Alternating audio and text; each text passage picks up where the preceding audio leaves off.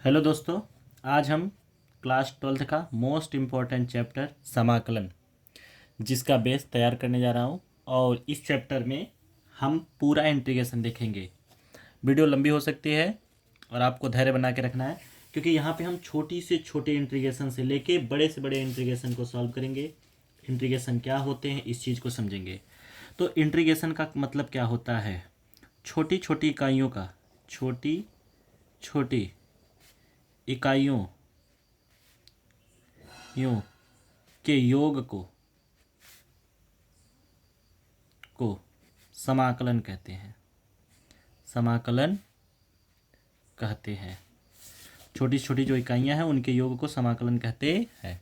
छोटी से छोटी इकाइयों के योग को समाकलन कहते हैं। समाकलन के यहाँ फार्मूले क्या क्या है देखिए। पहला फार्मूला है x के पावर n dx। ध्यान दो, समाकलन यानी इंटीग्रेशन को, ये जो सिंबल है ये इंटीग्रेशन का सिंबल है, इंटीग्रेशन का सिंबल है जिसका हमें इंटीग्रेशन करना है। जैसे यहाँ पे यक्स है तो यक्स के रिस्पेक्ट में हो रहा है, यहाँ यक्स के रिस्पेक्ट में हो रहा है।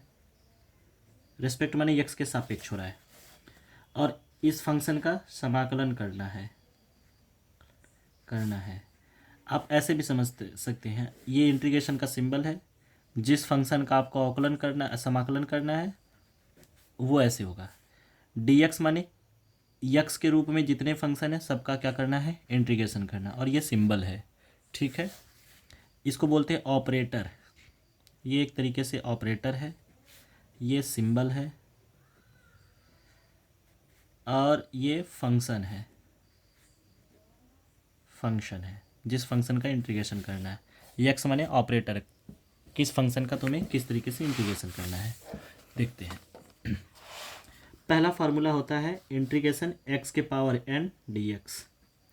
जब भी x के पावर n dx हो तो x के पावर n में 1 जोड़ देना है, घात जितनी तैयार होगी n+1 उससे भाग दे देना है, प्लस एक कांस्टेंट क्या लगा देना है, c।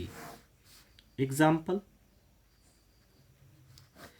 x के घाते 3 dx, ये हो जाएगा x घाते 4/4 प्लस कांस्टेंट c। क्योंकि 3 था, 3 में 1 जोड़ दिया, घाते कितना हो गया, 4, 4/4। यहाँ लिख दो x घाते 5 dx, तो ये हो जाएगा इंटीग्रेशन। देखिए x घाते 5 है तो 5 + 1 ये हो जाएगा बटे 5 + 1 प्लस कांस्टेंट c। वो मैंने ब्रैकेट बना दिया, आप ब्रैकेट नहीं भी बनाएंगे तो चलेगा। ये हो जाएगा x घाते 6/6 प्लस कांस्टेंट c। याद रखिए घात में 1 जोड़ना है। अब इस तरीके से समझिए, अगर मैं लिख दूँ x घाते -3 dx, तो इसका ये मत कर देना कि x घाते -4 dx, ये बार बार मैं लिख दे रहा हूँ, sorry. x घाते -4/-4 plus constant c, ये गलत है। हमने कहा एक जोड़ना है, तो जोड़ना है तो केवल प्लस करना है। इसका मतलब अगर हम करेंगे x घाते -3 dx, तो इसका इंटीग्रेशन होगा x घाते -3 + 1 बटे -3 + 1 प्लस कांस्टेंट c। ये हो जाएगा x के घाते -2 बटे -2 प्लस कांस्टेंट c। ये हो जाएगा -1/2 x के घाते -2 प्लस कांस्टेंट c। याद रखिएगा ये -2 को कभी कभी नीचे भेज देगा, तो ये हो जाएगा -1/, ये आ जाएगा नीचे, तो ये x² प्लस में हो जाएगा। अब प्लस कांस्टेंट c हो जाएगा, ठीक है। इस बात को समझिएगा, ये -2 को क्या करेगा, कभी कभी नीचे भेज देगा, अब प्लस c कर देगा, तो -1/2x² प्लस c हो जाएगा। अगर आपको इंटीग्रेशन करने के लिए बोल दे कि इंटीग्रेशन 1/x के पावर 5 dx, तो इसका कैसे करना है, कुछ नहीं करना है, जैसे करते थे आप वैसे ही करना है। बस हो जाएगा क्या, ये x के घाते ऊपर चला जाएगा, तो x घाते -5 dx इंटीग्रेशन, ठीक है। थोड़ा ये मोबाइल ज़्यादा हिल रहा है, चलो। अब ये हो जाएगा, ऐसे करो, x के घाते 5 है तो x घाते -5 + 1 बटे -5 + 1 प्लस कांस्टेंट c। ये हो जाएगा x के घाते -4 बटे -4 प्लस कांस्टेंट c। ये हो जाएगा 1/-4 x के पावर -4 प्लस कांस्टेंट c। अब इस -4 को नीचे भेज, तो 1/ ये -4 और ये हो जाएगा x power 4 plus constant c, ठीक है। चलो अगला, अगर ऐसे दे दे क्वेश्चन कि रूट में x dx, तो कैसे करना है? करने का तरीका वही रहेगा, x के घाते 1/2 लिख सकते हो, रूट को क्या लिख सकते हो, x घाते 1/2 इंटीग्रेशन dx। ध्यान सुनो, इस 1/2 में एक जोड़ना है तो x घाते 1/2 प्लस 1 अपान 1/2 प्लस 1 प्लस कॉन्स्टेंट c। ये हो जाएगा आपका x घाते 3/2, क्योंकि दो दो एक कम दो एक तीन, 3/2 बटे जितना बनेगा ऊपर समझ लो यही नीचे भी आएगा 3/2 प्लस कॉन्स्टेंट सी। अब ये 2 ऊपर चला जाएगा तो 2/3 x घाते 3/2 प्लस कॉन्स्टेंट सी। याद रखिए, अगर आ गया इस तरीके से इंटीग्रेशन x के पावर 3/4 dx, कुछ नहीं करना, जैसे करते थे वैसे। x के पावर 3/4 dx है, इसे लिखो x के पावर 3/4 प्लस 1 अपान 3/4 प्लस 1 प्लस कॉन्स्टेंट सी। ये जाएगा x के पावर 3 एक कम 3 एक 4 3 7 7/4 बटे 7/4 प्लस कॉन्स्टेंट सी। अच्छा, ये 4 ऊपर चला जाएगा तो 4/7 x घाते 7/4 plus constant c. That is the integration of. तो हमने केवल अभी तक एक फार्मूला पढ़ा है और उस फार्मूले पे ये सारी सवालें लगा दी। अब आते हैं इसी फार्मूले, अभी छोटे छोटे फंक्शन लगा रहे थे, इसी फार्मूले पे अगर ऐसे सवाल आ जाए जैसे x के पावर 4 प्लस x के पावर 3 प्लस x के पावर 2 प्लस 1 x और प्लस 1, तो नोट पॉइंट में एक चीज़ सीखना है, कोई नंबर है k और उसका तुम्हें dx निकालना है, तो इसके साथ x नहीं है तो इसका सीधे होगा kx प्लस c। एग्जाम्पल जैसे मैं लिख दूँ इंटीग्रेशन 4 dx, तो इसका इंटीग्रेशन क्या 4x प्लस c, क्योंकि यहाँ x नहीं है। अच्छा, कैसे प्रूफ हुआ? तो इसको लिखने के लिए इसका प्रूफ समझो। इंटीग्रेशन k है dx, तो इसका मतलब लिख सकते हो तुम इसको इंटीग्रेशन k इंटू एक्स के पावर 0 dx। अब k को बाहर निकाल दो, इंटीग्रेशन x के पावर 0 dx। यहाँ लिख सकते हो k इंटू एक्स के पावर 0 प्लस 1 अपान 0 plus 1 plus constant c, x के पावर 1 अपान 1 plus constant c, x into के एक्स प्लस c। क्लियर? आ जाओ, अब इस फंक्शन का तुम्हें dx करना है। कैसे आप लोग dx करेंगे? इंटीग्रेशन कैसे करेंगे आप इसका? जब भी इसका इंटीग्रेशन करना है तो जितना पावर है बस पावर में 1 जोड़ते चले जाओ।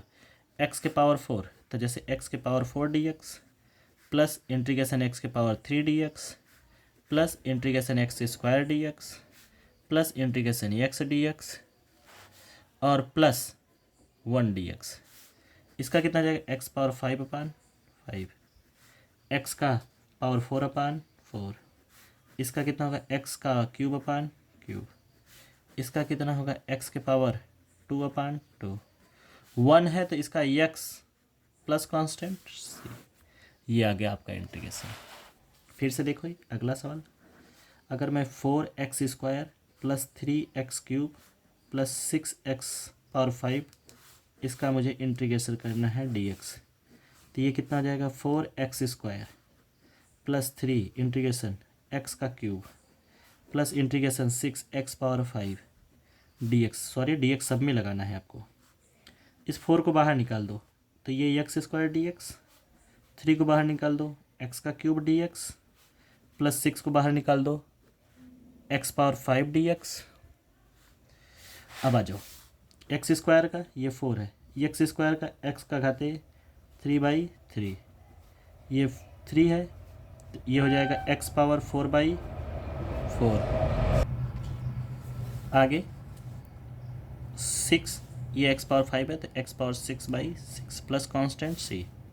ये हो जाएगा 4x का cube by 3 plus 3x power 4/4 plus 6 से 6 cancel, x power 6 plus c answer. ठीक है, ये है फंक्शंस का। आगे चलते हैं हम लोग। पहला फार्मूला हम लोगों ने पढ़ लिया। एक बात ध्यान सुनो, अगर लिखा है log x dx, और इसका इंटीग्रेशन करना है log x dx का। तो इसका इंटीग्रेशन होता है 1/x प्लस कॉन्स्टेंट c, नहीं सॉरी 1/x का इंटीग्रेशन dx, तो ये होता है log x plus constant c। ये मैंने आपको डिफ्रेंसिएशन बता दिया था, ठीक है। तो 1/x dx लिखा है, तो इसका इंटीग्रेशन होगा log x plus constant c। Example 1/x के घाते, सॉरी इसका तो फार्मूला लगाने की जरूरत नहीं, क्योंकि 1/x है, तो 1/x का dx निकाल इंटीग्रेशन करेंगे तो log x plus c। 1/t का करेंगे dt, तो ये हो जाएगा log t। 1/p का करेंगे dp, तो ये हो जाएगा log p। 1/q का करेंगे dq, तो ये हो जाएगा log q।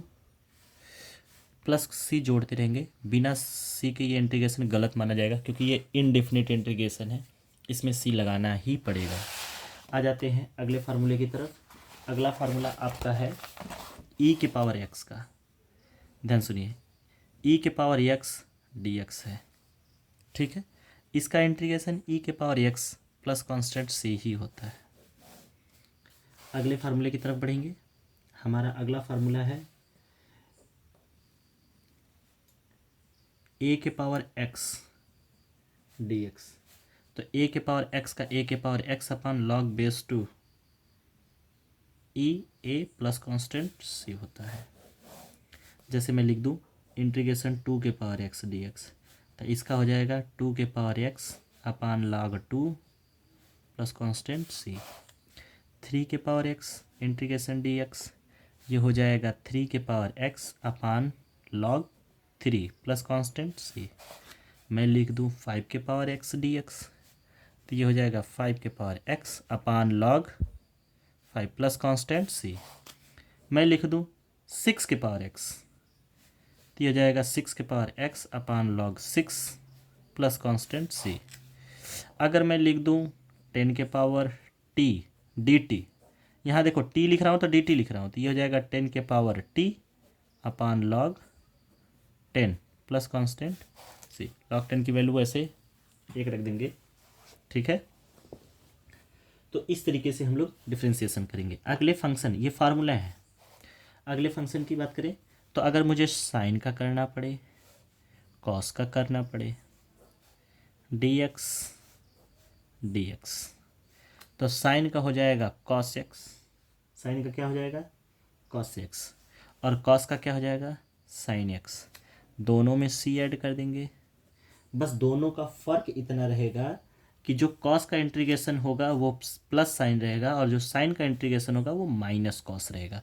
इस बात को याद रखिएगा, ठीक है। साइन का इंटीग्रेशन माइनस कॉस, और कॉस का इंटीग्रेशन प्लस साइन, माइनस नहीं लगाएंगे।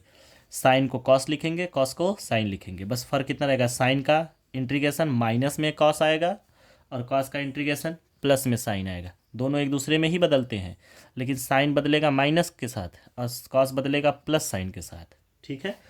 तीसरा इंटीग्रेशन आता है हमारा सेक स्क्वायर एक्स का dx।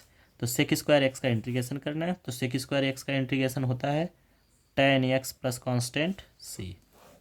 tan x plus constant c हो जाएगा। अच्छा, इसी के साथ हम पढ़ लेंगे कोसेक स्क्वायर एक्स का। कोसेक स्क्वायर एक्स dx, ये सारे फार्मूले आपको याद करने पड़ेंगे। कोसेक स्क्वायर एक्स का क्या हो जाएगा, माइनस का cot x plus constant c। आइए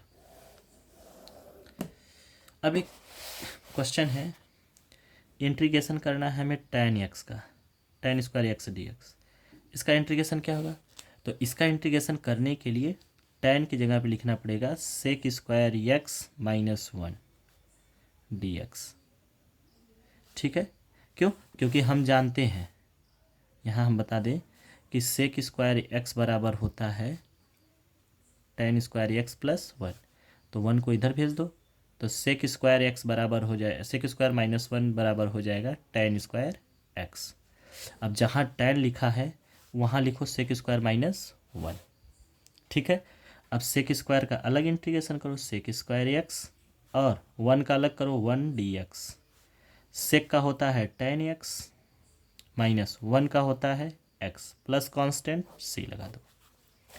इसी तरीके से अगर मैं लिख दूं कॉट स्क्वायर x dx, तो कॉट स्क्वायर x है तो हम जानते हैं, पहली बात तो हमने कॉट स्क्वायर का कोई फार्मूला नहीं पढ़ा, हमने किसका पढ़ा, साइन का पढ़ा, कॉस का पढ़ा, सेक स्क्वायर का पढ़ा, कोसेक स्क्वायर का पढ़ा, ना हमने टैन का पढ़ा ना हमने कॉट का। तो जब टैन स्क्वायर का नहीं पढ़ा तो टैन को सेक स्क्वायर में बदल के किया। कॉट स्क्वायर को हम लिख सकते हैं कि कोसेक स्क्वायर बराबर होता है 1 प्लस कॉट स्क्वायर एक्स। 1 को इधर भेज देंगे, 1 को इधर भेज देंगे तो कोसेक स्क्वायर एक्स बराबर -1 बराबर हो जाएगा कॉट स्क्वायर एक्स